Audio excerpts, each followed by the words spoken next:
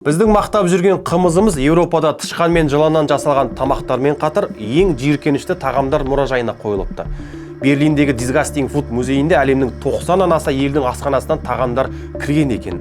Алайда ақпарат қаншалықты рас, бірге тексеріп көрейік.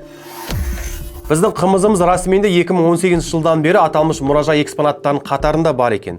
Бірақ бұл көп сайт жазып жатқандай оның жиіркенішті не ең дәмсіз сусын екенін білдірмейді. Бұл тұста жиіркенішті тағамдар атауы назар аудартуға арналған маркетинг тәсіл ретінде қолданғанға ұқсайды. Ал музей директорының айтуынша тағамдар басқа мәдениет өкілдері үшін үйреншікті емес әрі таңсық көрінгені үшін таңдалған. Disgusting Food, яғни жиіркенішті тағамдар музейі алғаш рет 2018 жылы Швецияның Мальме қаласында ашылған. Кейін Берлинде филиалы құрылған бірегей гастрономиялық көрме болды. Музейдің сайтындағы ақпаратқа сүйенсек, Берлиндегі көрме Швециядағы негізгі музейлердің лицензиялық нұсқасын алған. Қымызда осы экспонаттың тізімінде бар. Ал мұражайдың басты мақсаты қандай да бір ұлттың тағамын мазақ ету немесе кемсіту емес, керісінше жиіркенішті тағам тіркесінің тек мәдени әрі субъективті құбылыс екенін дәлелдеу.